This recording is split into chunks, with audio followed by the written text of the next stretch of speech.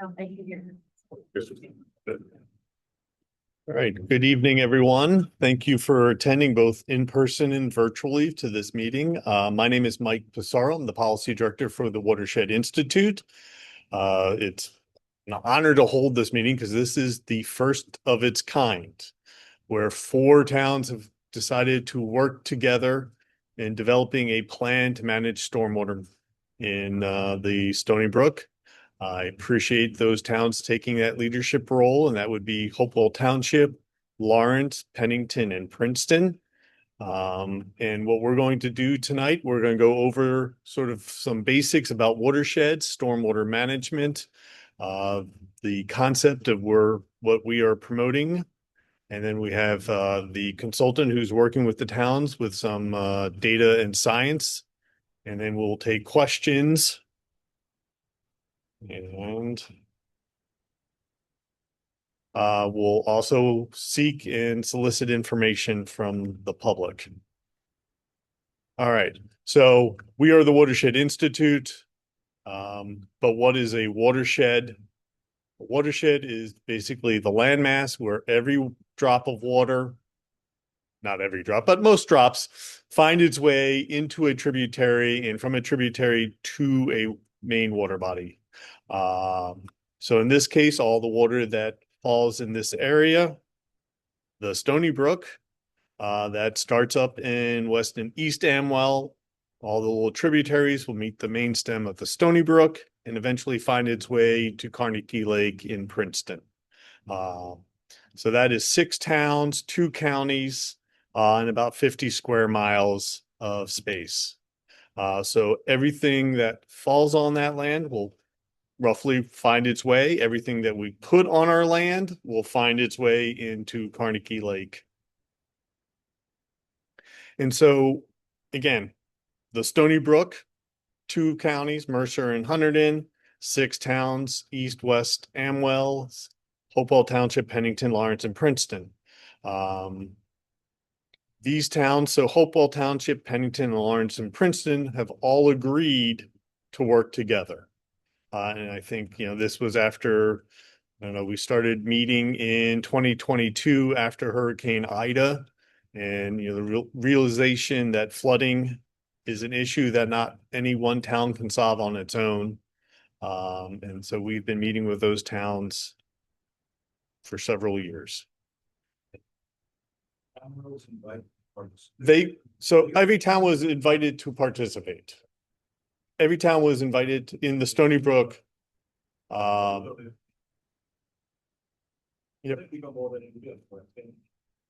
Yeah. So the comment was, was the Amwells invited to participate? They were. For various reasons, they've decided not to participate in this particular process that we will talk about. And just to give a little context, the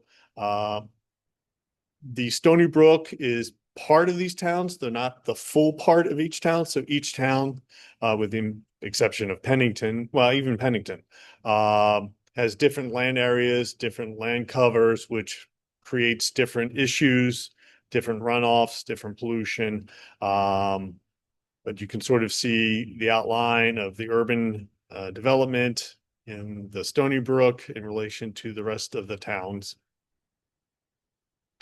And understanding that as we develop our land, that development alters the normal water cycle, alters how water runs and how our land works. Normally we have rain, it falls, you have some percolation into the ground, you have some evapotranspiration, you have some runoff. As we continue to develop more and more, that percentage, that allocation changes. So you go from a natural, more natural condition where 40% is evapotranspiration, only 10% is runoff, and the rest infiltrates into the ground, to more urban development where you have 75 to 100% impervious cover, and those numbers go from 10% runoff to 55% runoff, which means a lot less gets into the ground, a lot more goes into our streams, a lot more causes erosion and carries pollution with it. and flooding. So, on the left is a picture of Trenton, not the Stony Brook, but in Trenton after Hurricane Ida. The other picture, I believe, is the millstone. But we don't need hurricanes to have this type of flooding. We are starting to see more and more flooding events from non-hurricane, non-extreme storms. Part of it is because of the impervious cover. The more impervious cover we have, the less space for that water to go. And also part of it is we are getting more downpours. We're getting more of that rain in a shorter period of time than, we have had in the past. So that has altered everything. And so back in 2023, DEP issued what's called the Municipal Separate Storm Source System Permit, MS4 for short, because that's a hard thing to say multiple times. That is a permit that municipalities they've had since 2004. It gets renewed every 5 years. The most recent one, again, 2023, started to look at the problems that New Jersey was experiencing and said, because a lot of the problems we are experiencing are based upon how we use our land, our water pollution problems, flooding problems, the MS4 permit, which is a water pollution permit, let's come up with a plan through this. Sorry. And so this MS4 permit, again, most municipalities, if not all municipalities have it, came up with a part of it called the Watershed Improvement Plan. And so the Watershed Improvement Plan, the overall objective is, how do we address water pollution? How do we address what's called total maximum daily loads? And how do we reduce flooding? And every town has to develop these plans. And just very quickly, from a water pollution problem, at the bottom right, you see a chart that is the 2022 NJDEP Integrated Water Quality Assessment Report. So every 2 years, DEP reports on the health of our waterways. It's required by the Federal Clean Water Act. And as you can see, a vast majority of the waters that are monitored are not healthy enough for good aquatic life, good macroinvertebrates, aren't good enough for water supply, primary recreation. There's lots of issues. Most of that, not all of it, but most of it is because how we manage our land. So the Clean Water Act, New Jersey's laws, have told us that you have these impaired waters, you are obligated to figure out a plan to fix them. And then TMDLs, Jim Cosgrove, the consultant, is going to go a little more detail for TMDLs. But once you have an impaired waterway, Clean Water Act tells DEP you have to develop a TMDL. Unfortunately, it doesn't tell DEP how fast those TMDLs have to be developed. But, and so some of our waters are impaired and these TMDLs are developed. Bottom right, there's a chart, a little hard to see, but of the Stony Brook TMDL. And basically a TMDL, and Jim will go into way more detail than I ever can do, but says, okay, we know how much pollution there is in a waterway. We know what the standards are. How much do we have to reduce existing pollution, or at least as of the time the report was done? And I keep hitting the button. How much do you have to reduce to meet standards? A little measure of safety. We then allocate that between all the different sources. So you will see there is waste load or point source allocations. There is load allocations or non-point source, so runoff that goes to the streams versus runoff that goes into a pipe and then gets discharged. And so this MS4 permit, the Watershed Improvement Plan, says to the municipalities, you have to take a look at that TMDL. And in this case, I think, and I can't read anymore, 84%. So we have to look at a reduction of 84% for the Stony Brook TMDL for TSS. Very broad, a lot of details going into developing a TMDL, but broad brush, TMDL is a diet or a budget for pollution. How do we reduce it from existing loads? And that we're obligated under the TMDL to figure out. And what I'm going to do, and I apologize, I'll take questions. So again, towns have to develop this plan. Towns have 5 years to develop the plan from 2023 to the end of 2027. And that plan is broken up into 3 phases. The watershed inventory report, which should have been done by now. All towns should have submitted it to DEP by December of 2025. That's why that is in red. We take the information in the inventory report and we then develop the watershed assessment report, which is due at the end of this year. And then next year, I've loosely thought of this as I take my draft report and I finalize it. Watershed Improvement Plan report due at the end of December 2027. Implementation of that plan comes afterwards. So I'm going to briefly go over the various aspects of the Watershed Improvement Plan. So the inventory report, again, all towns should have done it by now. They should have done it by the end of December. And it's kind of what you think of it is. What do you have? Where is it? Where is it going? What does it mean? So where are all your outfalls? Where does all your stormwater go? Where does it get discharged into a stream? What are the drainage areas? So what area of land, what little mini watershed goes to each of those outfalls? I apologize. I have no idea why that keeps moving on its own. What is the water bodies? Where is that going? What is the classification for that water body? What is its health? So, all of our municipalities, they're not siloed. They have interconnections, or is Hopewell have a pipe that is connected with Pennington? Is it connected to New Jersey DOT? Is it connected to a county facility? What are those interconnections? Which way do they go? What are the drainage areas for those interconnections? And all of the inlets. So all the storm drains, and you see a picture of a storm drain on the bottom left. Where are those? Where is it getting all of its water from? And where is that going? And again, add where are the TMDLs, where are the impairments. Another aspect is overburdened communities. So New Jersey has an environmental justice law. The permit requires municipalities to catalog where they're overburdened communities. It's a layer on New Jersey DEP GIS. And that comes into how do I figure out where my projects are going? What are the impervious areas?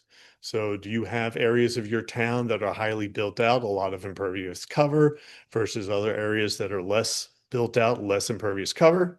And a location of all your BMPs, best management practices, or where are all of your stormwater basins, your rain gardens, your wet ponds, all of your stormwater infrastructure. Where is that? Because if you don't know where it is, you don't know how it's operating, and you don't know what you need to do. So that's the inventory report that had to be done by the end of last year. And then you take all of that information and you develop a watershed assessment report. So what are towns going to do? What projects are they going to do to improve water quality, meet those TMDL reductions, and reduce flooding? Where are you going to get the money? How are you going to do it? When are you going to do it?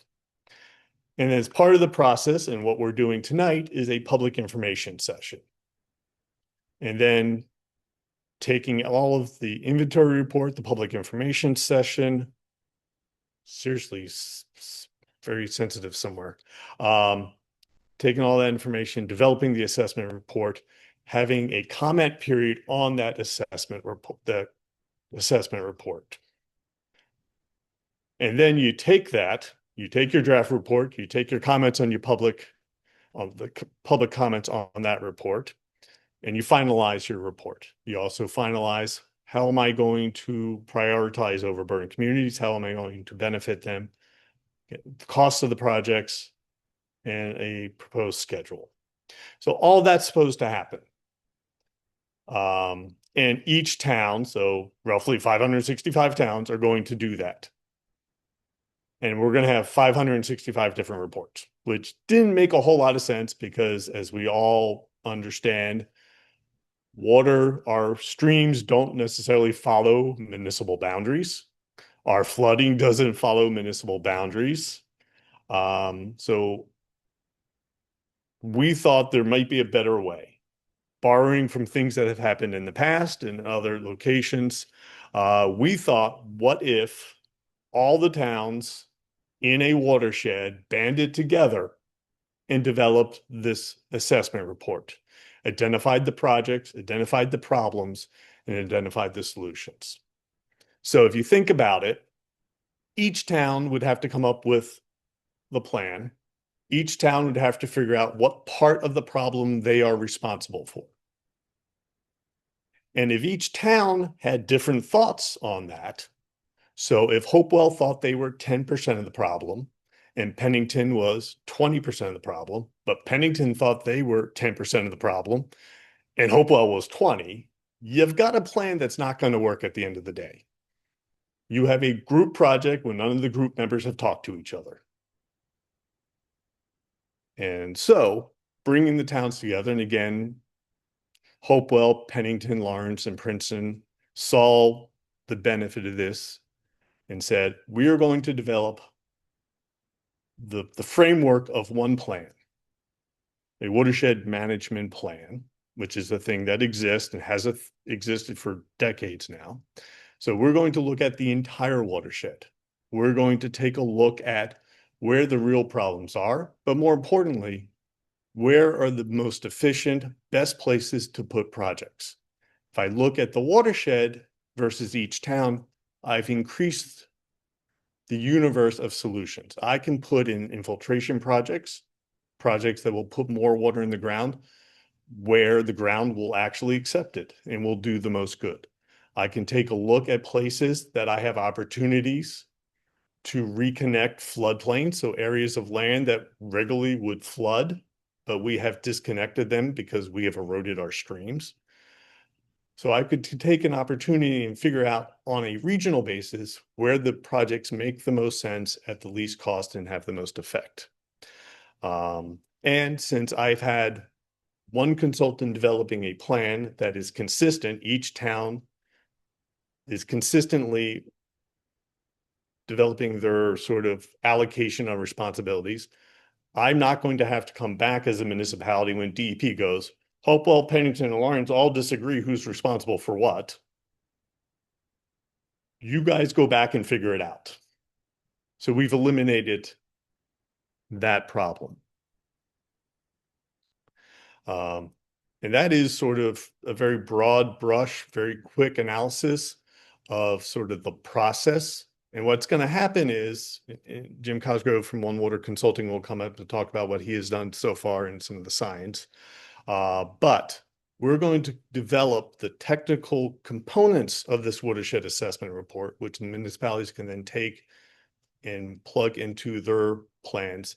And I want to go back one quick step to make sure people understand. So as you see here, you have West Amwell, East Amwell, Hopewell, Pennington, Lawrence, and Princeton. There are multiple watersheds. So each town may have to do multiple parts of this plan. Many of the towns, Lawrence, Hopewell, and Princeton, are in other watersheds. They have joined other regional approaches so that we are developing as many regional plans as possible, at least in the Stony Brook Millstone watershed that we work in. But Hopewell, parts of it drain to the Delaware. So parts of the plan will have to address that. Pennington has part that goes down to the Delaware, etc. So we are taking care of the Stony Brook. There will be a lower millstone plan. There will be an Asaping plan, and hopefully a upper millstone plan, but that is different meetings. All right, so I'm going to turn it over to Jim Cosgrove. He's the principal engineer for One Water Consulting, who is spearheading the science behind this. Thank you, Jim. Thanks, Mike. I'm not touching this. Yeah. Good evening. So I'm glad to be here. The Stony Brook watershed is definitely near and dear to my heart. I live in the watershed, and I actually am the primary author of the TMDL study that Mike talked about. We did all the modeling of Stony Brook, the Millstone River, and the Raritan River for the Raritan TMDL study. That was over 20 years ago now. I can't believe time has gone by so fast. But before I get going, I just want to introduce Brian Friedlich and Caitlin Gilvey. They're both in the front row, both from One Water. They're the ones that are doing the real work here. I'm just telling you about it. But we've already got a fair amount of work done. I'd say about half of our effort is complete at this point. So let me just start. Mike mentioned in general terms about impairments and TMDLs, but let me start by just giving you a picture of what is actually shown as being impaired in the Stony Brook watershed. So if you look at the upper left graphic, you'll see total phosphorus. The area highlighted in yellow is listed by DEP, excuse me, DEP as being impaired for phosphorus. Very interesting because the phosphorus up in that yellow area is actually less than it is in places downstream. So I don't know how they determined that area to be impaired, probably based on the sampling locations they had. But my point is that, as you'll see in a minute, phosphorus is definitely impaired in the whole watershed. Dissolved oxygen, similar story. The purple highlighted section of the watershed is listed as being impaired for dissolved oxygen. The data we've collected actually shows that area is just fine, but other areas are worse downstream. And then finally, E. coli is listed as being impaired in a good percentage of the watershed, nearly half the watershed. And again, the upper portion of the watershed is what's listed as being impaired. Now, impairment in DEP's mind means they went out, they sampled, and they found concentrations in excess of the stream standards. So just keep that in mind. That's what we mean by impairment. The TMDLs are were created to solve impairments, but what happened is when we went out and collected the data for the TMDL studies, we found that the area of impact, the impaired segments, were actually much greater than what was shown as being impaired. So, for example, actually look at total phosphorus first down at the bottom of the screen. The entire watershed was shown to need a TMDL for total phosphorus, meaning the whole watershed was too high in total phosphorus. You look at the upper left, a similar story for total suspended solids. The whole watershed had issues with total suspended solids. Fecal coliform, the TMDLs were done on fecal coliform instead of E. coli, but both indicators of bacteria. And you can see sort of the midsection Princeton area of Stony Brook has TMDLs for fecal coliform. And then finally, there's kind of an outlier in the lower right, which is mercury. Mercury is from air deposition, and there happened to be a mercury station somewhere in the Stony Brook in that yellow area. When they sampled it, they got concentrations of mercury higher than the standard. We are not addressing mercury for this. It is not a stormwater issue, but we have it there to be complete.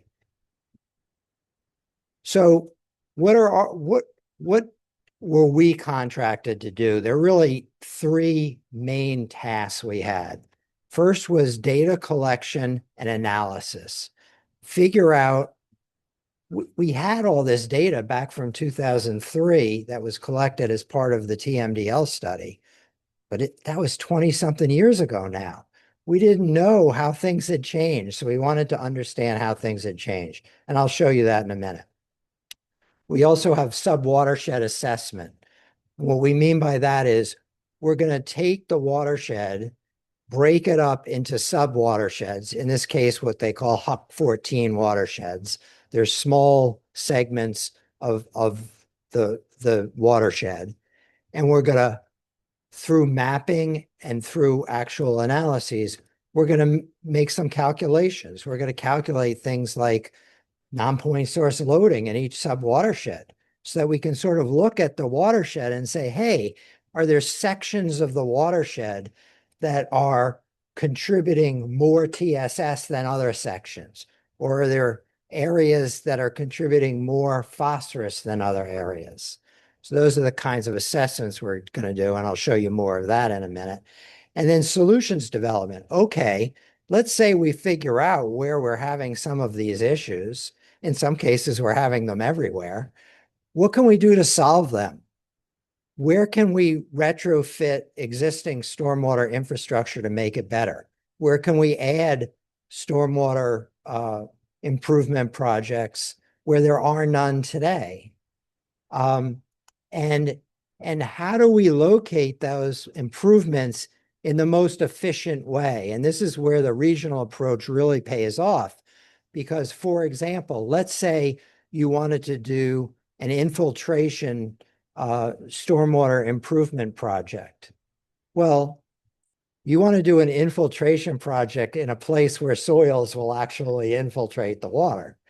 So if you can look at the watershed and say, hey, where are my areas where soils are good and where I have a decent depth of groundwater so that I can put in an infiltration treatment system.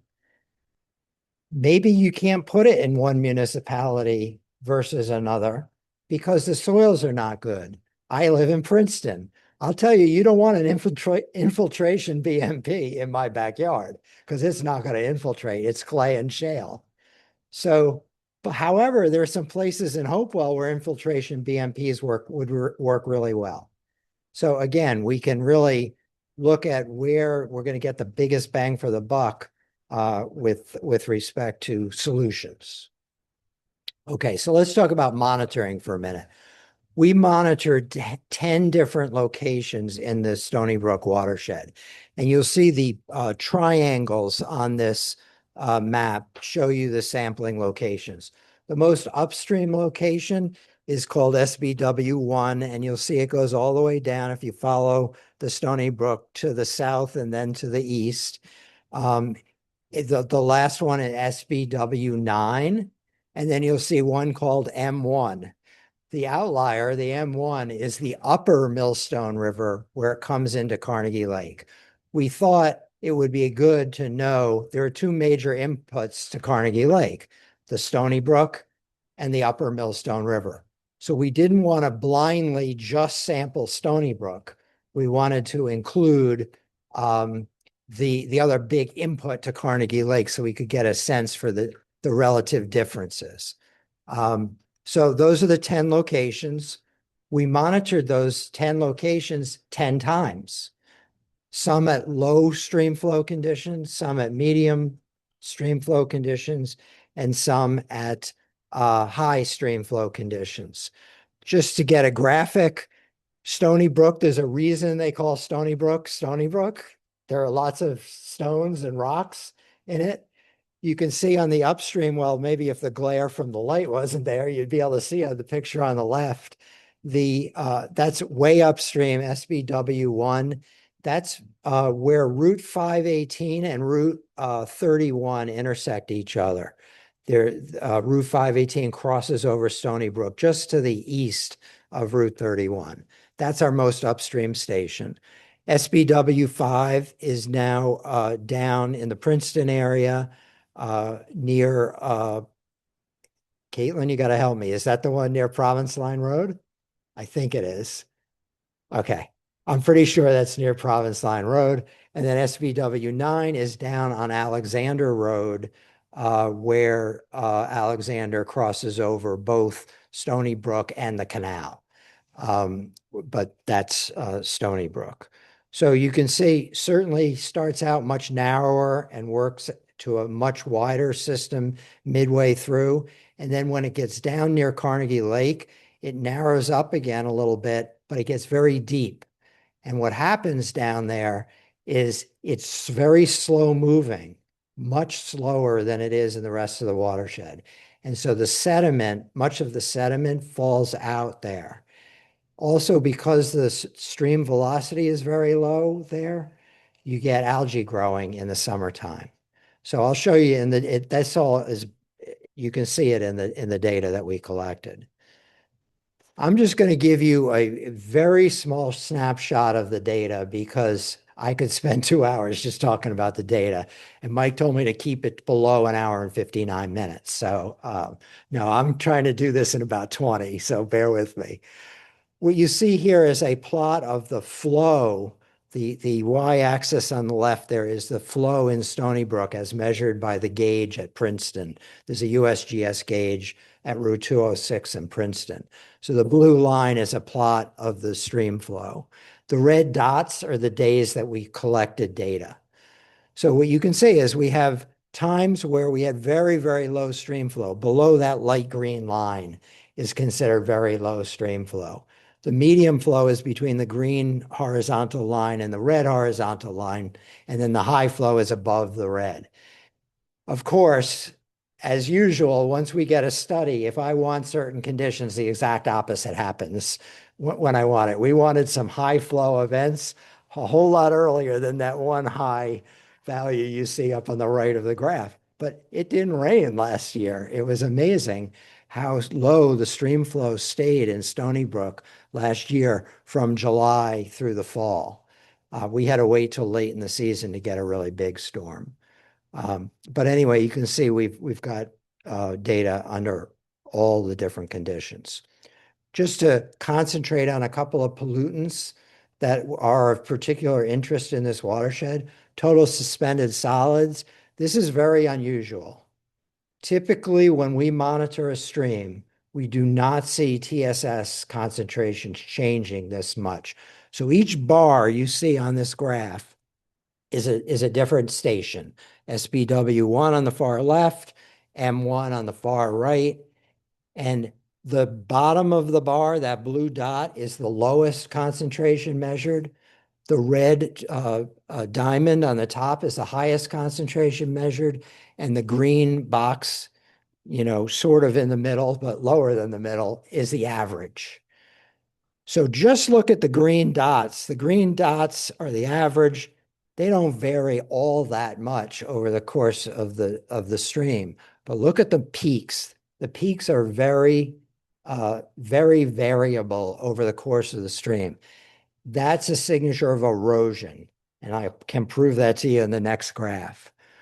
We saw relatively low TSS in all the events until we got to that big one, the one that you saw on the far right, where there was a lot of rainfall right before we sampled.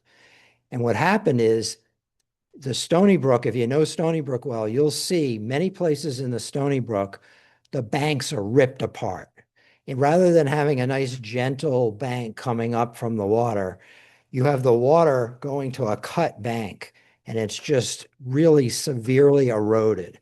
And what we see here is you need to get stream flows high. And once the stream flows get high, the total suspended solids increase dramatically in the watershed. And so that's why you see that very high TSS concentration of 160 milligrams per liter all the way over on the right during high flow. And then all the other data concentrated well below 20 milligrams per liter, in the lower left there. So what that tells us is we don't have to waste a lot of time putting in stormwater BMPs in this watershed to bring down the TSS concentration to help deal with TSS problems. What we have to do is put in stormwater BMPs to reduce the runoff such that not as much of it gets to the stream. And we have to restore the stream banks so that when the water does get there, that velocity doesn't take away more of the bank and put more sediment in the stream. So this was a great reason why the sampling we did this year was so important, because we got to see, we know in our mind now, don't deal with, if you're trying to solve a TSS problem solely, don't deal with certain kinds of BMPs that would tend to filter out TSS, because that may not solve our problem. We may have to do that for other reasons. I'll talk about phosphorus in a minute. But for TSS, erosion's a big issue. Here's phosphorus. So the same graph, high, low, and mean plotted at each station. But this is kind of interesting. The stream standard for phosphorus is 0.1 milligrams per liter. That's that red horizontal dashed line on this graph. You can see that the average concentrations at every single Stony Brook station was above 0.1 milligrams per liter. Now, recall when I showed you the impairment chart at the beginning, it showed that phosphorus was only impaired upstream in the Stony Brook. Clearly, that's not the case here. Okay.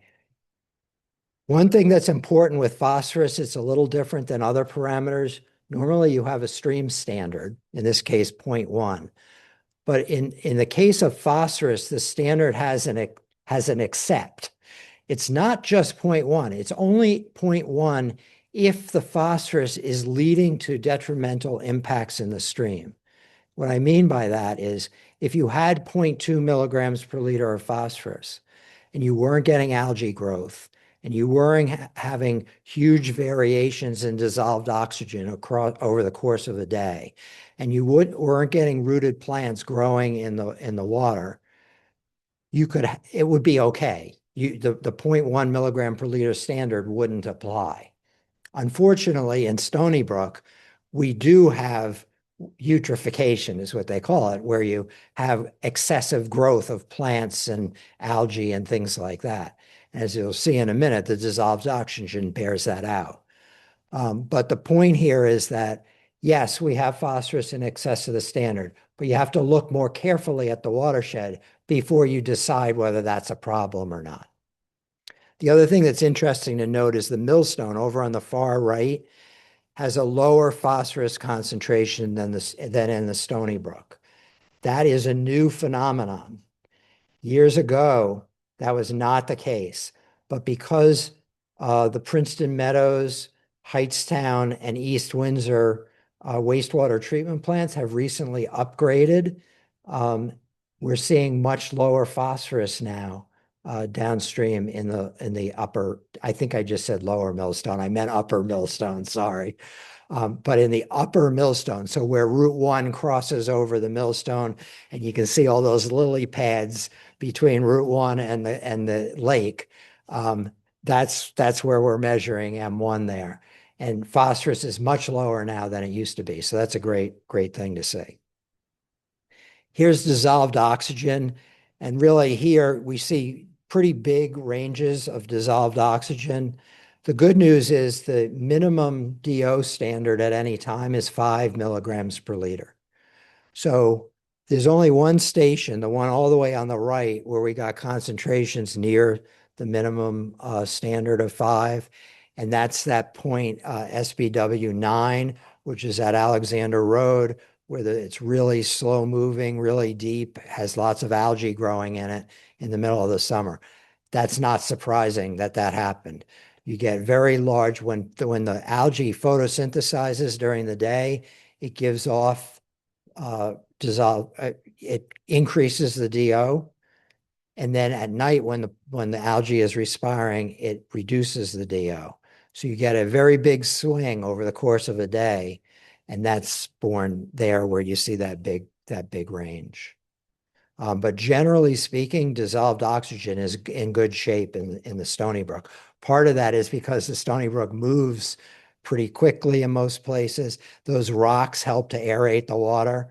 So that same nutrient concentration in a different stream may be having a different impact than we're seeing in Stony Brook.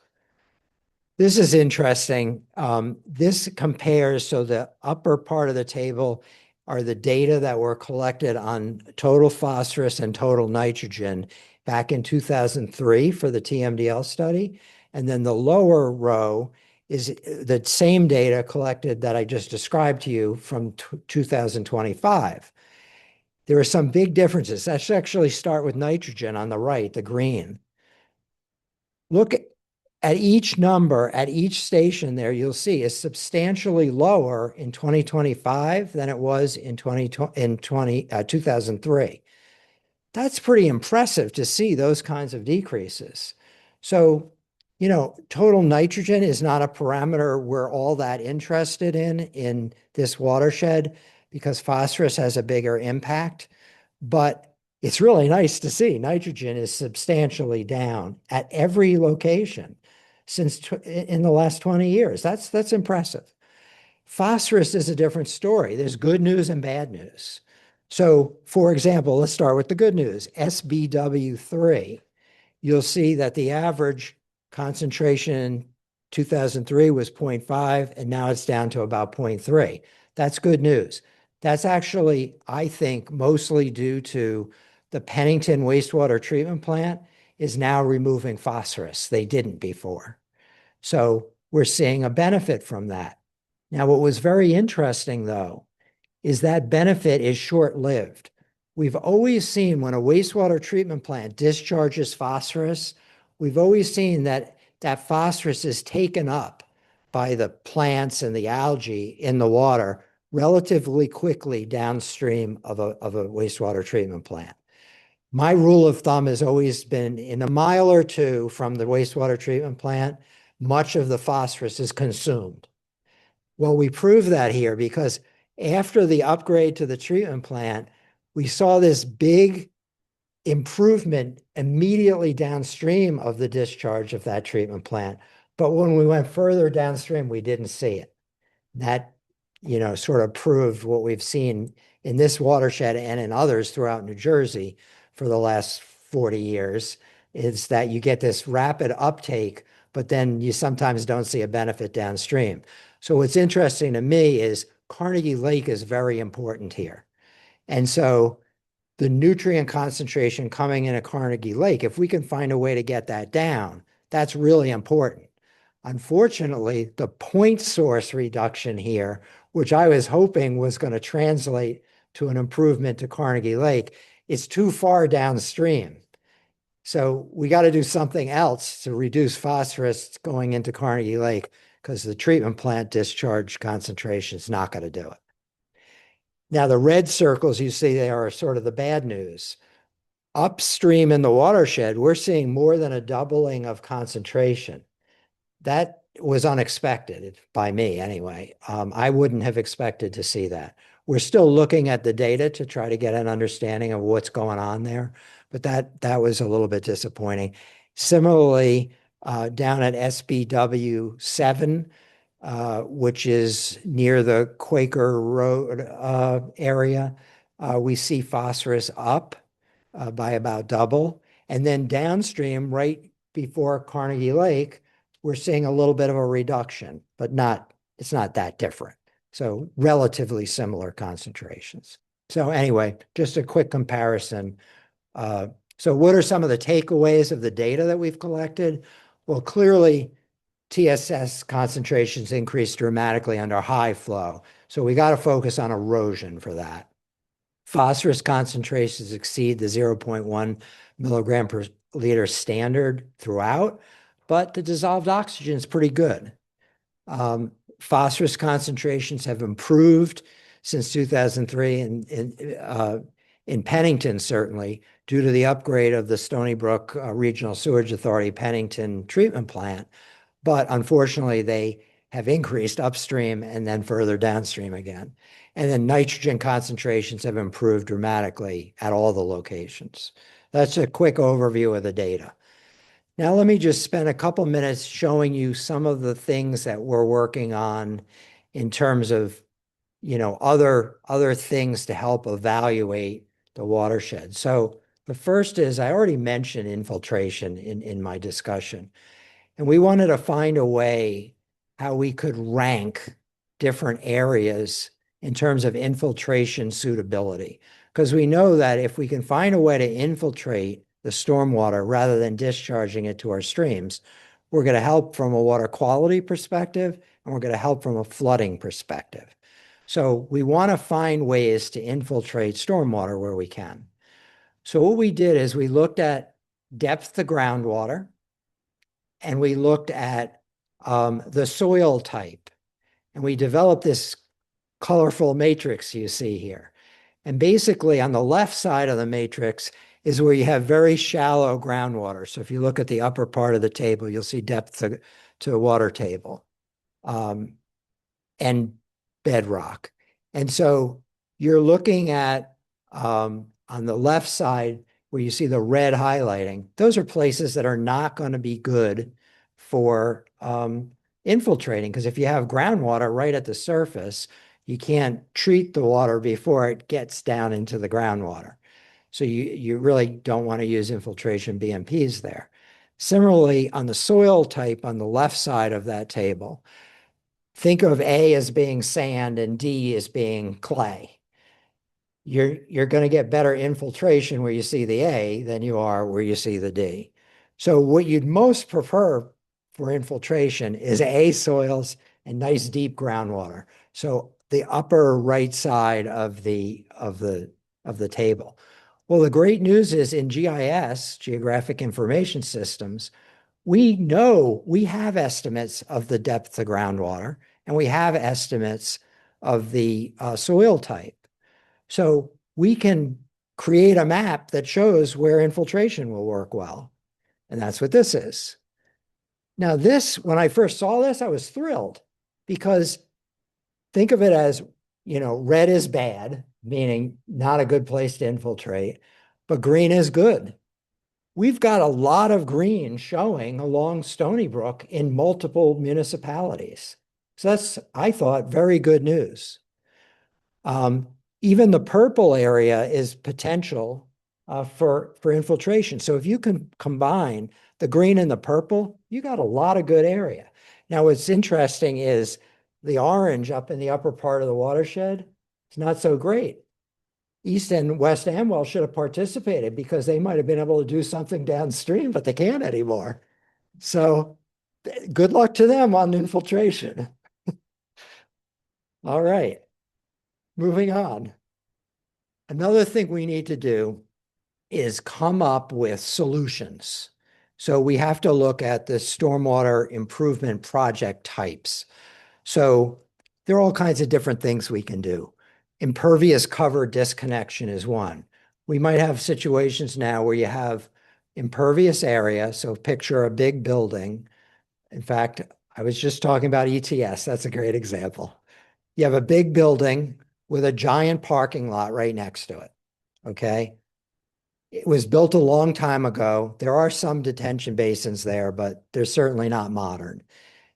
There are a lot of places there. It rains, it hits the roof, goes down a gutter, it gets tied into a storm sewer system, and it flows to Stony Brook. It could literally be 15 minutes from the time it starts raining till the time water is coming out into Stony Brook. Okay.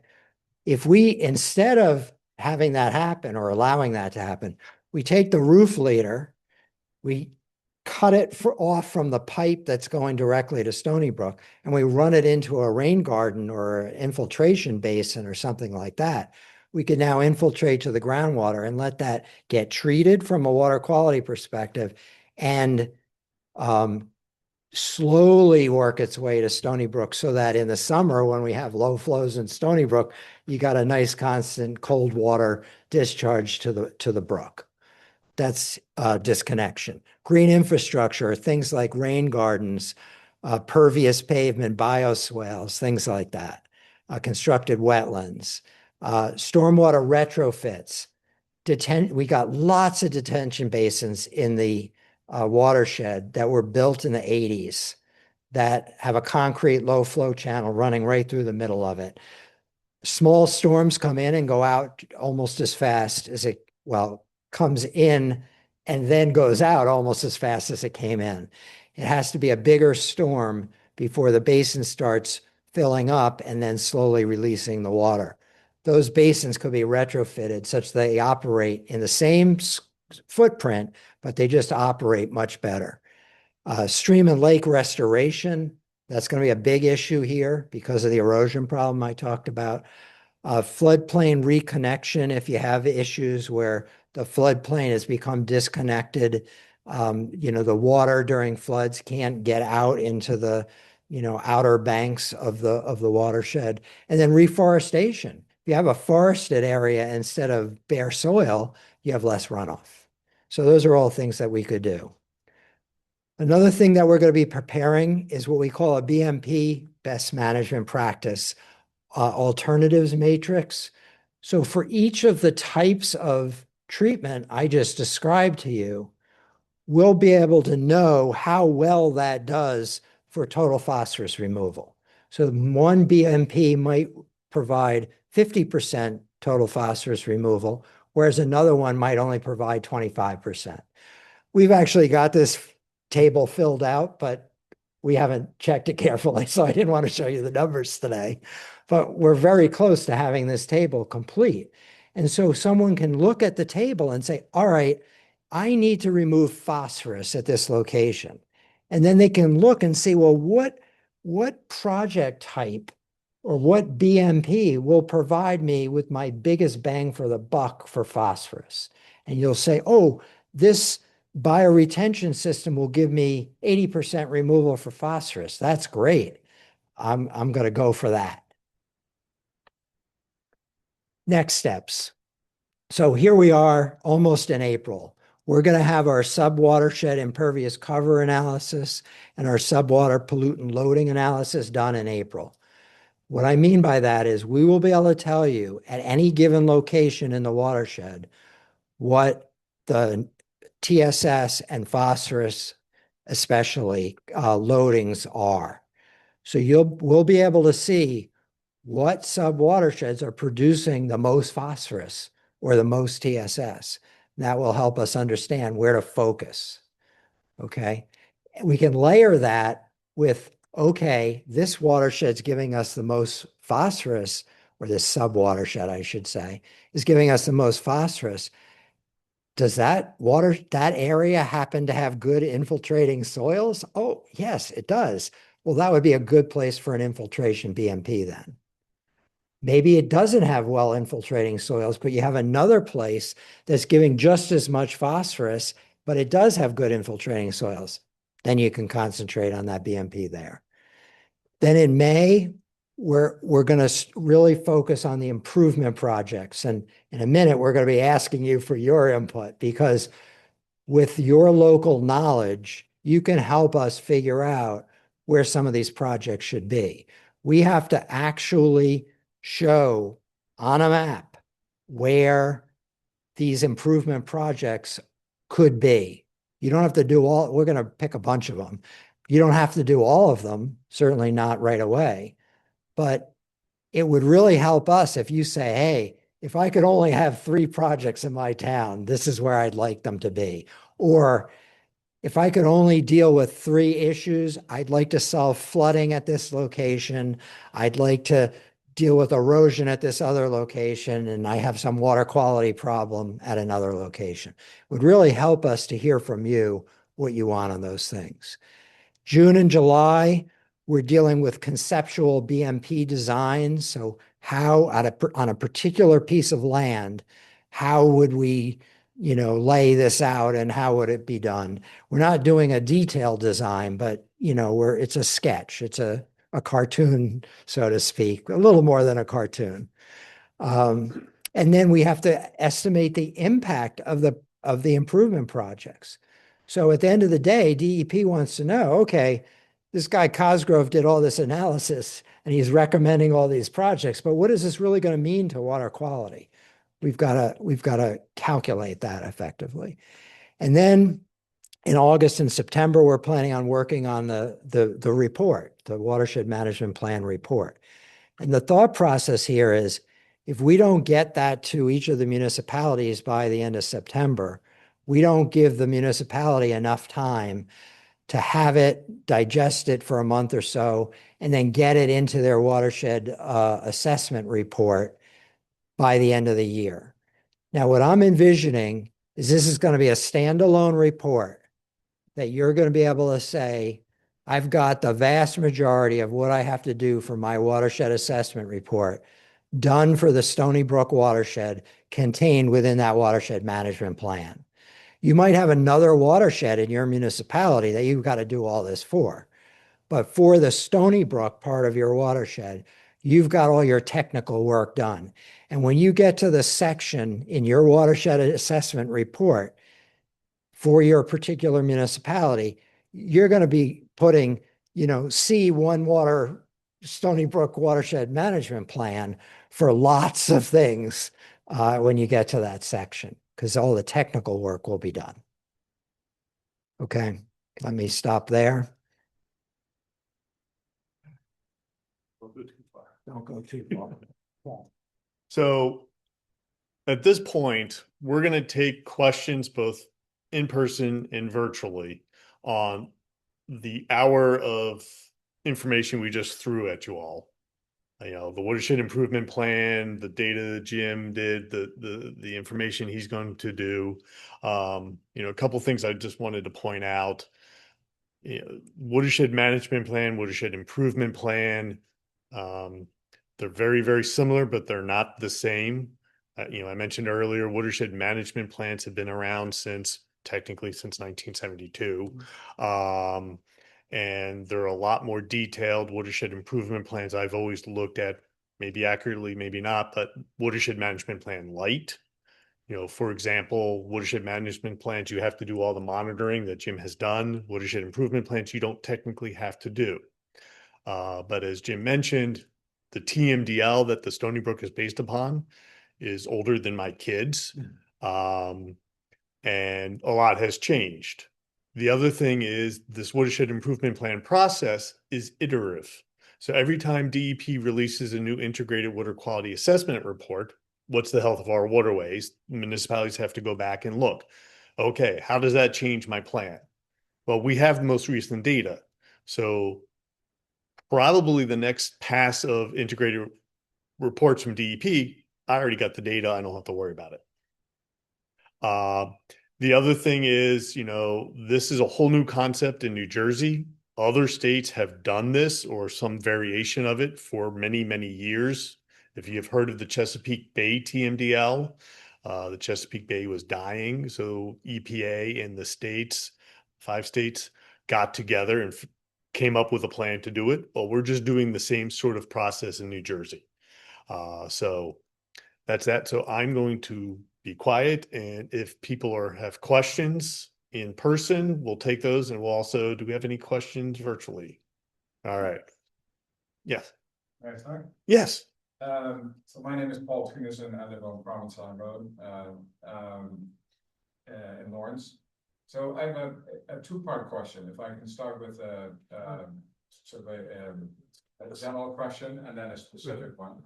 The general one is the watershed improvement plan. Can you comment on sort of the legal bearing that plan may or may not have on the participating municipalities, and how would the findings of or the recommendations of that plan find their way concretely into what a township can do or cannot do in terms of development? That's my general question. Okay. And maybe we can take the ETS redevelopment plans as a case in point. I'm one of, by now, over 200 concerned homeowners in the direct vicinity of that property. I don't think, by the way, in a 5-mile radius of that property, there are 800 homes, which is exactly the number that the township is proposing to allow there. If you could help us understand how a plan like that does not completely trample on all the good things that you have been talking about and all the considerations and analysis and the data,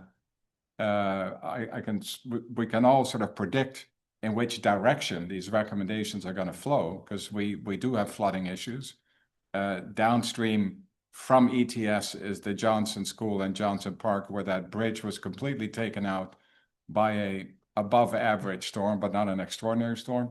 So there is no amount of green infrastructure that one can think of to undo the effects of what a development of that scale, which, by the way, we understand it's only on 75 acres. They have 330 acres, and they want to, essentially, they're going to break up ETS and sell off the asset. So we understand from the township. I'll take the legal. And we understand from the township that this could ultimately result in thousands of homes. So right on the banks of the Stony Brook. So Help us I'll take a understand. little bit I'll take the legal and maybe a little bit of the policy. So from a perspective, towns legally have to do this.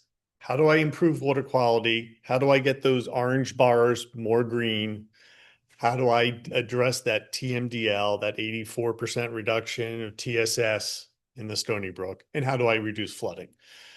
Frankly, the legal hooks are the water pollution. The flooding is why towns really want to buy into this. So the plans that Jim Cosgrove and his team will develop will have, as he mentioned, a matrix of projects. Towns will decide, okay, I'm going to take projects 1 through 3. I'm going to take projects 7 and 8. I'm not interested in 5 for whatever reason. They will also develop a schedule. In years 1 through 5, I hope to do these projects. Years 5 through 10, I plan to doing these projects. And as I mentioned, this is iterative. So every time DEP comes out with a new integrated report, towns go back and look, okay, has water quality improved? Has it gotten worse? Why? Are the projects that we are doing performing better than we expected? So now we have to do less? Or something else is going on and they're not doing as well, so we have to do more. And then we revise the plan. Now, you know, we're talking about ETS. Jim mentioned it was built many years ago, probably doesn't have stormwater management. So stormwater management in New Jersey is iterative as well. The stormwater management that we had in the 80s is very, very different to what we have today and we will have in a year from now because the standards keep changing. So, you know, 800 units today is very different than 800 units or even 400 units maybe last year. And now I'm delving into science that I'm sketchy on a little bit, but we are managing stormwater better and better and better. So in 2004, we had standards. In 2021, we did what's called the green infrastructure. No, 2018, we did the green infrastructure rule. So instead of using giant basins, we're using nature that is removing more nutrients. In 2023, we said, listen, the storms that we're having aren't the storms that we are designing for because we stopped calculating those storms years ago. So let's address the storms we're really having and the storms that we're going to have. So systems that are being designed and approved today from a volume perspective, from a rate, it's very different than projects that were approved just 5 years ago. And we just got a new set of rules adopted that will say, I have to meet all this old standards, but I also have to reduce the volume. And also brand new, I have to address redevelopment. So if I take a site that was developed currently under the rules, I'm going to be very broad. If I take a site that was developed, 100% impervious, and all I do is put a new 100% impervious cover, under the rules, I really didn't have to do anything. The new real rules say, okay, from a water quality perspective, I don't care if all I'm doing is putting new impervious over old. I have to treat water quality. So it's not quite apples to oranges, but we will have to, as we continue to develop as a state, figure out how to address the continuing problems. Let me add to that. So going to your ETS question, I can't talk about ETS directly because I don't know enough about the proposed plan. So let me tell you in general terms what you should be thinking about. Let's say they wanted to build homes on a portion of the site that's currently developed. There's an office building there now with a giant parking lot next to it with virtually no stormwater management.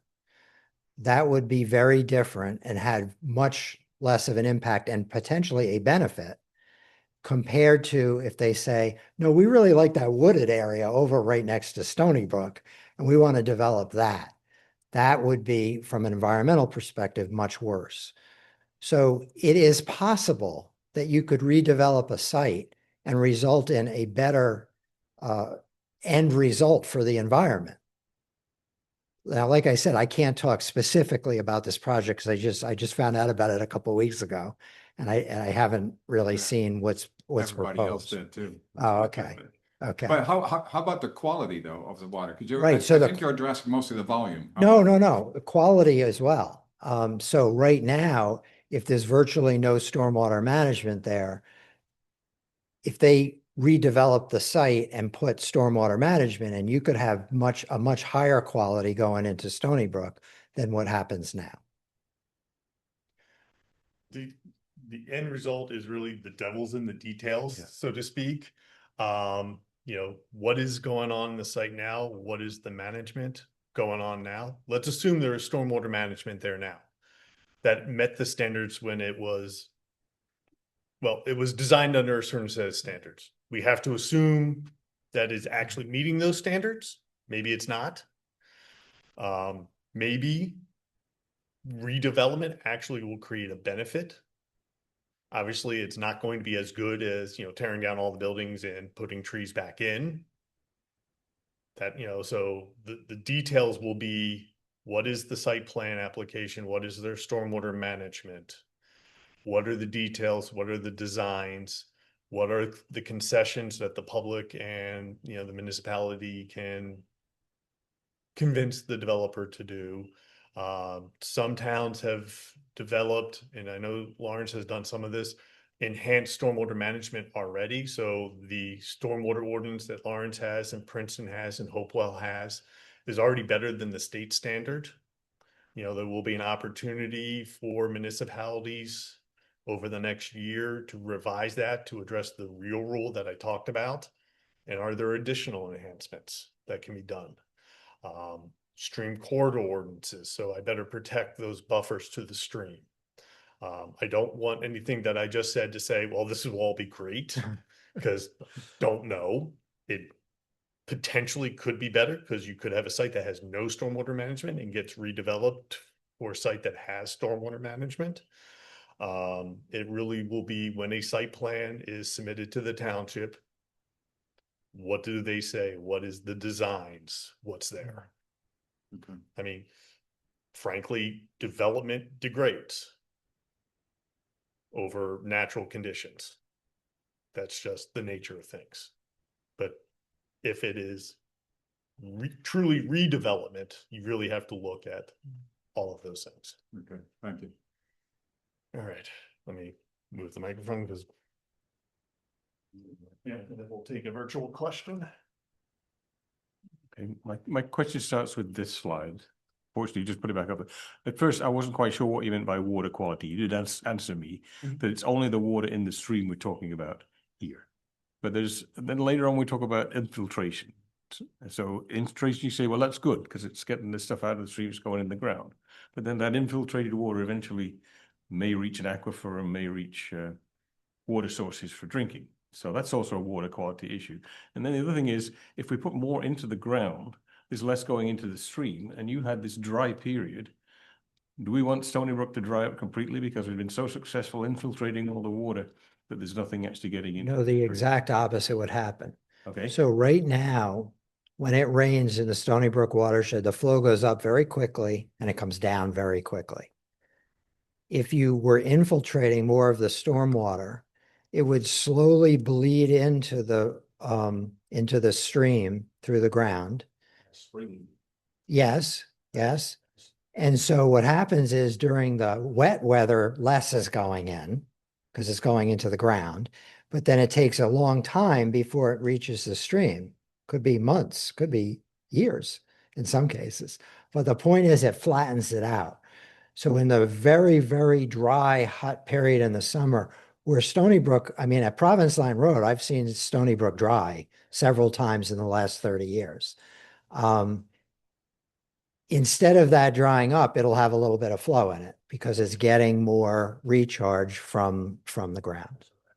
Right. And then from a water quality perspective, when the water is infiltrated, the water gets filtered by the soil as it goes down. So when it finally gets into the stream, it's of a higher quality than it would have been if you just put it in a pipe and sent it there quickly. Just had a quick comment on this last table where you had nothing in there. you said bang for the buck, but you didn't show a column saying relative buck. And how much do these things cost Oh, per gallon of water? Or Yes. 100,000 gallons. I didn't have a slide on that, but we will be looking at costs for sure. So first you have to look at in terms of the amount of pollution it will remove, but then you do have to look at the cost. Absolutely. Thank you. All right, we'll take a question from the virtual world and I'll ask Jolynn, who's our municipal policy specialist, to read it. So this is kind of a two-parter question regarding some of the data you were discussing. The first part is when you were discussing phosphorus or total phosphorus, you were discussing the sewage treatment plant. Are you also considering surface water from farms within the watershed could also be contributing to the phosphorus? And then they also asked about, are there other important pollutants like sodium that you're considering for water quality? Sure. First of all, with respect to the farms, the agricultural land, yes, we're definitely considering that. There's not all that much farmland in the watershed, but there is some in the upper portion of the watershed, so we definitely are considering that. And your second part was other things. So yes, we are considering other things other than what I presented today. I just cut it all out because I needed to keep the time down. But the one thing that we've proven over and over again in any of the streams in the overall Raritan watershed, which the Stony Brook is a part of, is that normally phosphorus is a good indicator of whether you're going to have eutrophication type impacts. But in this watershed, it is not a good indicator at all. We have situations where phosphorus is very high and it's not creating any problem. And we have situations where phosphorus is very low and there are horrible problems. Brook, as an example, is another tributary somewhat similar to Stony Brook. It's right next to Stony Brook. It drains to the lower Millstone River. There are places in Brook where the phosphorus is like 0.02 milligrams per liter, very, very low. Yet it's green, it's got a huge diurnal dissolved oxygen swing. It looks awful at a very, very low phosphorus concentration. So there are other things like micronutrients or clean, very crystal clear water so light penetrates easily so plants and algae grow well. Or maybe there's an area where the tree canopy is not as great, so there's a lot of light able to get through. There are times we've been involved in studies where we actually recommended planting trees rather than reducing the nutrients because we thought that the difference in light would have a bigger impact than the nutrient concentration change. So. Next question. Next question. When talking about like approaches to fixing the water quality and flooding and erosion, it seems to be that the approach is let the damage happen and then try to fix it. Are there plans to try and prevent the damage from happening in the first place? Well, and that's exactly what Mike was describing. So the rules have been made much more stringent recently. And so now when someone develops, if somebody's going to design a project starting tomorrow, the ground rules have changed compared to if they had done it 6 months ago. And so the rules are definitely changing. The bar is set higher now. And we're also looking at storms in a different way. I think you alluded to this before, the 100-year storm theoretically is supposed to happen once in 100 years at a probability basis. But in my career, we've had a lot of 100-year storms. We've had 500-year storms here. So what does that mean? It means that our statistics aren't right anymore. And what DEP has done now is they've said, well, before, when you designed a detention basin, you had to make sure you could handle the 8-inch 100-year storm. Well, now that 8-inch storm is a larger storm. I don't remember what it's up to, Brian, but 12 inches. So now you've got to design your facilities to be able to handle more water than you did just a few months ago. So, I'll add, so all of our environmental rules up until this MS4 permit, which is not a rule, but it's a permit, has been how do we minimize the degradation? Not how do we stop or eliminate the degradation? It's how do we minimize? This permit says we've done a ton of damage. How do we fix it?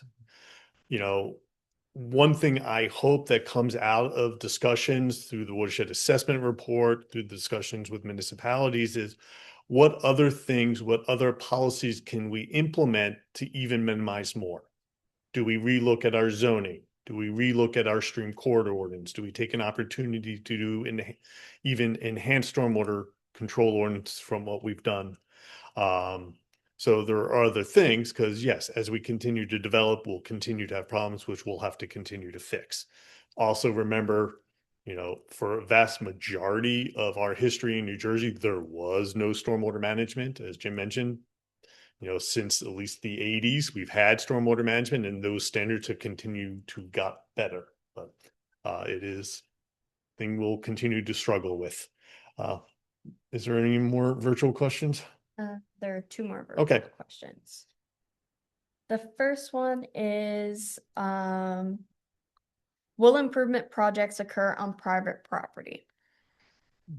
So, not necessarily. The watershed assessment report could identify projects that are on private property. There is no mechanism that I am aware of at this moment that would require private property owners to do it. There are mechanisms to create incentives to do it. There may be reasons for the private property owner to do it on their own. But we will be looking, and Jim, I don't know if you have any additional, but there's going to be a plethora of sites. Some of it is on public that will be much easier to do. Some of it may be identified on private. The Watershed Institute several years ago, through a 319H grant from DEP, don't worry about that, got money to do projects on private property, mostly in Hopewell Borough. We were able to talk with the property owners, negotiate, and get those projects installed, which did have a tremendous benefit. So it's not impossible. There are additional steps that if it's not public land. And then the last question is, based on the TMDLs or other water quality data, are there numeric pollution reduction targets such as X% reduction of P or Y% reduction of P in order to bring a water body into compliance or eliminate water quality impairment? That's definitely a Jim question, but I'm going to pull up my little handy dandy chart. actually, let's make it simpler. Oh, I never do that. Oh, is it not here anymore? No, it's here. Okay. The lower left-hand box, the TMDL in the Stony Brook watershed requires non-point source reduction of TSS by 84%, total phosphorus by 84%. Those 84% are the amount of non-point source that has to get removed. Oh, well, sorry. You caught me. I have this terrible habit of calling stormwater non-point source. So he caught me. The stormwater point source has to be reduced by 84% phosphorus and TSS. That means the DEP calculated that you needed 84% non-point source removal plus the point source removal for the wastewater treatment plants that was also part of the TMDL in order to get to the stream standard. Now, in this case, I think TSS is a little bit of an outlier because it's erosion and not necessarily stormwater runoff causing the high TSS. Go ahead. So when you're saying it's not a stormwater problem, but it is a stormwater problem, but it's not sedimentation coming from the land, it's the stormwater Well, causing. and it might be sedimentation coming from the land also. Yes.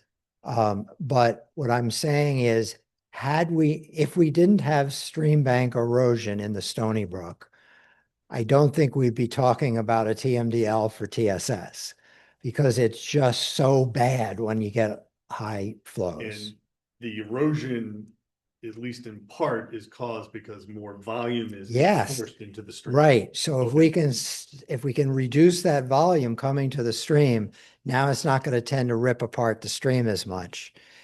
And if we restore some of those banks and we reduce the volume coming in, it's even more of a benefit. And then just one more. Okay. We're gonna go to in person. Okay.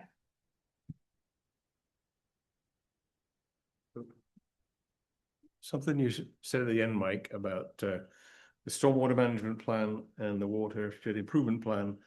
One is the WIP is a light version of a stormwater management plan. However, we are Watershed management plan. sorry. Watershed management plan, not stormwater management plan. Okay, so all right, so we're supposed to now put the stormwater management plan in the master plan. And will the WIP be part of that stormwater management plan, or is that a separate plan that sits over here? And how does that get adjudicated in the Norris municipalities? So technically, the watershed improvement plan is separate and apart from the stormwater management plan. Again, I hope that as towns are looking at the watershed assessment report, which is that phase 2, as they look at the improvement plan, towns look at, okay, I have X amount to do to fix the sins of the past, so to speak, before we knew they were sins. But how do I not make my job harder in the future by having to do more projects to fix the things that I'm now approving? And, frankly, because of property rights and a lot of other reasons, we're not stopping development. We all may want to stop development. We're not going to. Property rights and constitutional takings. The question is, how do we minimize it? Stormwater management plans, among other tools, may help even further minimize the damage.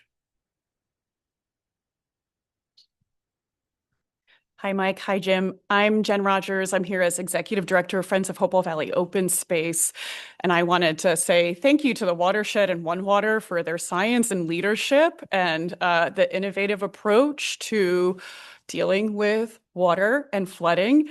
I just want to say I'm really excited to hear that there are a lot of true nature-based solutions and true nature green infrastructure being considered in the final plan. I think it's really exciting when we can battle one problem but bring improvements on other ends when it comes to conservation. Jim, you talked a lot about TSS and erosion, and we had just been chatting about a different subwatershed, but water all flows together, right, eventually, and how we have some rare species in a local stream. And we think maybe one of the reasons that this state listed species is no longer found in this waterway is due to the exact issue you were talking about that causes the changes in TSS maximums. TSS? Total, yes, okay, sorry, wrong science. I don't do water. And so it's just really exciting to hear, as someone who works in the field of conservation, that we can be looking at MS4 and stormwater and flooding, but also supporting biodiversity and creating canopy cover. So I just want to say thank you. Well, thank you.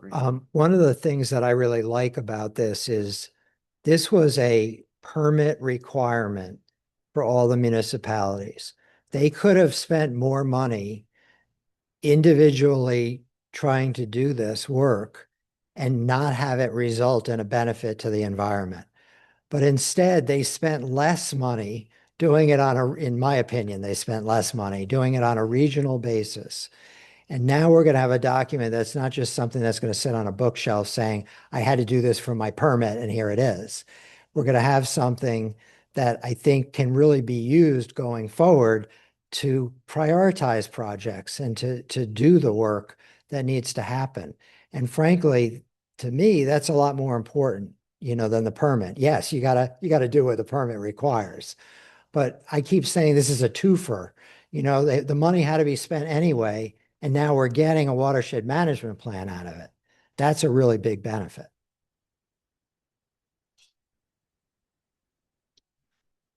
Just a a question to clarify something for a layman. Where does sediment in the runoff feature as you measure the quality of the water? Is sediment a net negative as it flows into, for example, the Stony Brook? Well, the sediment is the TSS I'm talking about. TSS is a lab measurement of the sediment in the water. So theoretically, right, I'm just testing my own understanding. If somebody wanted to develop a big parking lot with a detention basin right next to it and say, I'm going to catch the water here and then I'll filter it, Yeah. you could actually be improving the water quality. Yeah, so let's That's a- take, for so to example, speak. suppose there was a Watershed Institute that had a dirt and gravel parking lot.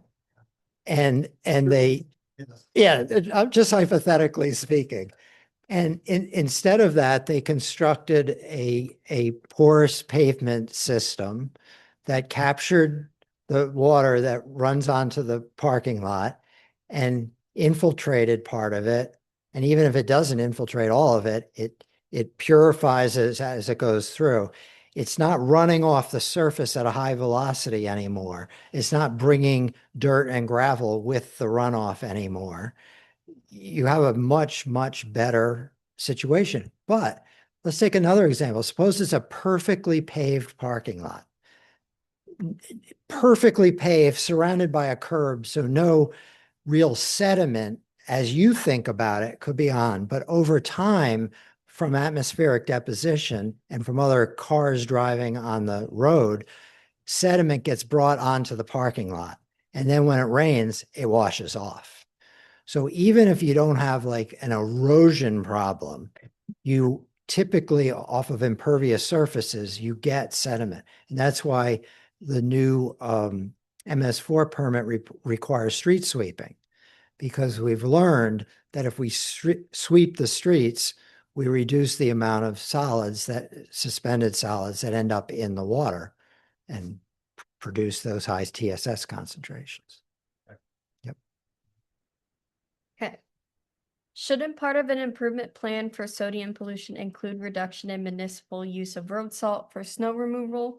Similarly, shouldn't reduction in phosphorus include a reduction in use of phosphorus-based fertilizers on farms in the region, not just removal of phosphorus already in the water? Okay, I don't think phosphorus, well, if you need to remove phosphorus, I don't know if a fertilizer, like we have a fertilizer ordinance now, which requires homeowners, if you go to Home Depot and you buy a bag of fertilizer now, it has either very low or no phosphorus in it. From everything I have seen, that has not translated into a change in water quality in any place I've studied in New Jersey so far. Maybe that it'll take many years for that to happen. Let me switch to the salt side of it, though. We've definitely are seeing sodium concentrations increase. I was at a meeting the other day with a bunch of water suppliers, potable water suppliers, who are concerned because their water supply is getting higher in chlorides and sodium as a result of road salting. This is an issue. This is not being addressed by this study, but it is an issue that needs to be addressed. The part of the problem is the lawyers. No, in all seriousness, there is a litigation aspect to road salt, and that is that nobody wants to worry about getting sued. So they want to be able to demonstrate that that they've salted really well so no one could slip and fall. I go through this in my neighborhood. We have a homeowners association. When it snows, I want our contractor who has to shovel sidewalks in common areas to come out right away after it snows and shovel, and I don't want them putting salt down. And people always say, why don't you have them salt? Well, because if you shovel quickly and you get all the snow off the pavement, as long as it's not windy, you don't need salt. But our insurance company wants us salting every time there's a snowstorm. So Comment from the peanut gallery. yes, think I know everybody here. If not, I'm Jim Walton. I'm the executive director of Watershed Institute. But I was actually at a conference not too long ago and met a woman from Pennsylvania whose county has created a certification program for those who take care of roadways, salting and plowing. And if they get this certification, they have a partial, I don't know exactly how it works, but they're shielded to some degree from such litigation. So they're trying to incentivize the proper use of salting and not overuse of salting to address that very That's problem. great. Yeah. It's good to hear. I need to learn more about it. So I think part of that question I think part of that question, maybe I'm reading into it, was whether source controls like for road salt is also going to be applied for phosphorus. And I think we are going to be looking at things like that. So how we manage vegetation that's put on the roadsides, things like that. Fertilizers, agricultural, that's all part of what we're going to be looking at is source control as well. So that brings to my question, because we brought it up. Sorry. When One Water did all of their sampling at the Stony Brook, do you have sufficient data to look at the upstream tributaries and the eutrophication of some of the ponds and dammed facilities that are on those tributaries that are probably contributing natural phosphorus to the system? That's a great question because I would have loved to have sampled on the upstream and downstream side of all the lakes, but we had financial constraints, so I couldn't do it. But what we can do is we have enough stations so we can look at the impact of a lake on water quality. So if we have a station upstream of one of the lakes and a station downstream, and we see a big difference, it could be. Now, if we see a big difference and there's also a wastewater treatment plant discharge in between, it complicates things. But for the lakes that you're talking about, we actually have enough stations to look at that. And we can see whether, for example, I showed you the chart where we saw, phosphorus is going up and down from one location to another. The lakes can explain some of that. In fact, it was in the Carnegie Lake and the lower Millstone recently. I learned that nitrate, for example, is much lower in the summer under low flow conditions when you would think the treatment plant discharges would have the biggest impact. It's actually lower in the Millstone because Carnegie Lake, the algae in Carnegie Lake consume the nitrate. In the winter, we're out there sampling this winter in just downstream of Carnegie Lake. The nitrate's like 4 times higher because there's nothing consuming it. So it's complicated, but we can do some of that with the data we have.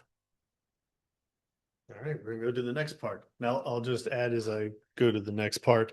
The MS4 permit for the questioner about the salt does have some new requirements for salt management.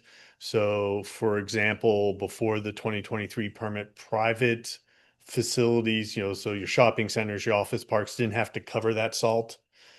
So when it rained, that just ran off. They now have to be covered. Also, municipalities have to go back after a storm within, I think it's 72 hours to pick up piles of salt. They don't define what a pile is. So there are some things in the permit that require some additional salt work. Municipal facilities have had to cover their salt for a number of years. And we are working on compiling a bunch of existing guidance on salt management to make some recommendations. Our assistant science director has been working with others throughout the country on Salt Watch Week, kind of like Shark Week, but salt in the winter. So that information is available and we're going to be compiling some more of it. So part of this process is now we've just given you quite a bit of information. So we want information. Jim and his team wants information. Municipalities want information. I mean, we probably all know some of the areas that flood, but maybe not all of them. I'm reminded of a point, I was at a public hearing for a planning board and someone was complaining about flooding and they said that storm grate is always clogged. I have to go out at every storm and pull all the debris off it. It's clogged. It's filled. The catch basin is filled. And, that was information that the town did not necessarily have. So now they've identified a location that is a problem that might have an easy fix to. Where's that stream bank erosion? Where's the non-functioning stormwater basins? If it's not necessarily in the Stony Brook, but it's my favorite one on Route 31 in Denal during the Stop and Shop shopping center, Starbucks. There is I'm 99% certain, an NJDOT stormwater basin with a concrete low flow channel. It has more dirt in that channel than concrete, and it holds water more than 72 hours. All these things are supposed to be draining in 72 hours. So where are those? Where are basins that never have any water in it? So there's a problem somewhere upstream. And what are the other stormwater issues? So, flooding, erosion. So if you see a stream bank like that, that is not natural, not found in nature. That is caused by that increased volume that Jim was talking about earlier. There's that stormwater basin and that was, I think, a week or so after the last rain. They cleaned it out and it's sort of back to the same condition several years later. So we have created a survey where people can take, where you go through. It's a survey 1, 2, 3. Pull up on your phone, pull up on your computer. You can geolocate, either actually go out there. Your phone will give you your geolocation, or you could put an address, or you could put a pin on the map. Where's your flooding? Where's your erosion? Where are your basins that you don't think are functioning? Or other, and all that information will be in. You will select Stony Brook as your regional group so that we can collate all this information. As I mentioned earlier, we're doing this for the Assunpink and Lower Millstone as well. And you can describe that other. Please select Stony Brook. And again, you can put where on that map it is. Your web browser, your phone will ask you to allow for geolocation. So if you're actually at that site, you're at that stormwater system, you can use your phone right then and there and do that. Put the address in. And you can provide additional information. So all this is going to be collected. There's a QR code that will take you to the survey 1, 2, 3. Click on it. We have some flyers in the back with some information and the QR code as well. Take that, do it. The survey is going to be open through April 13th. So we can collect it and get it to Jim and to the municipalities. And as Jim mentioned, we have this meeting. We're going to keep the comment period for the survey and any information open through April 13th. Sometime in September or so, municipalities will have the draft watershed management plan. Sometime at the end of December, we will have the draft plan available. We will run another public comment process on that, accept comments. And then at the end of 2027, the final report will be prepared. If you have questions, if you have comments, if you have information that you can't or don't want to put in the survey 1, 2, 3, we created a email address, stonybrookwatershed@thewatershed.org. We will take that information and again, share it with the municipality, share it with One Water Consulting. This recording will be on our YouTube channel. We'll share the links or the videos with the municipalities and they can either refer to the recording or host it on their website if they want. Again, here's the QR code for the recording. And then with that, that is it. We greatly appreciate everyone's time. I spent 2 hours on a Tuesday evening. I appreciate it. This is exciting. As I mentioned, the leadership of the municipalities really brought us here today. This is exciting, not done in New Jersey before, and hopefully replicable throughout the state. Thank you. Thank you.